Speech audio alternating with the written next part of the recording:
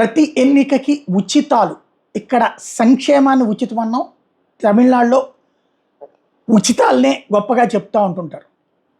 ఇప్పుడు అక్కడ ఎలక్షన్స్, మన పార్లమెంట్ ఎన్నికల్లో తమకి ఓటేస్తే ప్రభుత్వ పాఠశాలల్లో చదివే విద్యార్థులకి ఒక్కొక్కరికి 1000 రూపాయలు ఇస్తామని ప్రకటించారు. మనకి ఇక్కడ అమ్మ ఒడి అనేది ఉంది. అమ్మ ఒడి ఏడాదికి 15,000 రూపాయలు. ప్రభుత్వ పాఠశాలలే కాదు, ఎక్కడ చదువుతున్నా ఈ 15,000 రూపాయలు ఇస్తా వచ్చారు.